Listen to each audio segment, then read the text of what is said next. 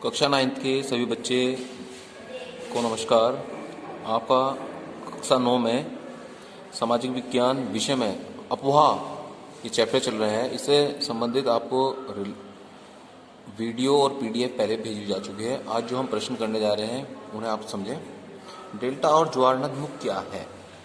Delta, जब नदी अपनी अंतिम अवस्था में होती है तब उसका बहाव कम हो जाता है, जिस कारण नदी अपने मार्ग में आने वाले अवरोध को बहा नहीं पाती और नदी का जल कई धाराओं में बढ़ जाता है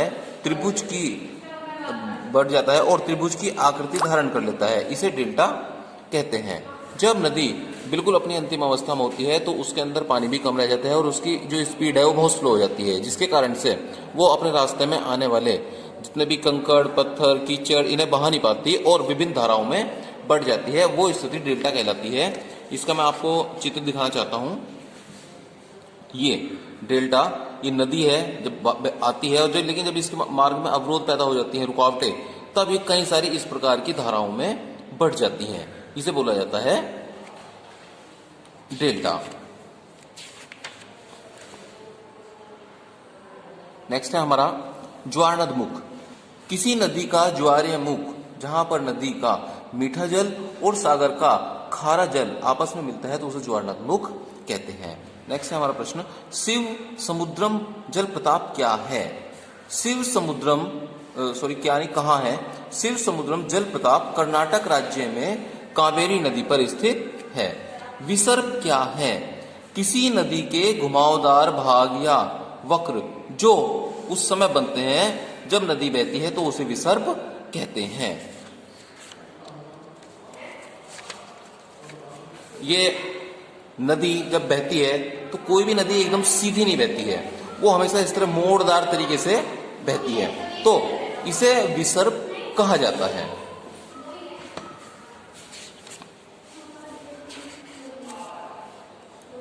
नेक्स्ट, अपवाह से क्या तात्पर्य है? उच्च स्थान से निम्न स्थान की ओर जल के बहने को अपवाह कहते हैं। मतलब नदी हमेशा ढलान की तरफ बहती है तो वो स्थिति अपवाह कहलाती है। अगला प्रश्न है हमारा, प्रायद्वीपीय पठार के पूर्व एवं पश्चिम की ओर बहने वाली नदियों की तुलना कीजिए। पूर्व की ओर बहने वाली नदियां, ये नदियां बंगाल की खाड़ी में गिरती हैं। जितने भी दक्षिण भारत को प्रायद्वीपीय पठार भी कहते हैं, वहां की नदियां जो पूर्व की तरफ बहती हैं वो अधिकांश नदियां बंगाल की खाड़ी में ही गिरती हैं। दूसरा, बंगाल की खाड़ी में गिरने से पहले ये नदियां डेल्टा बनाती हैं।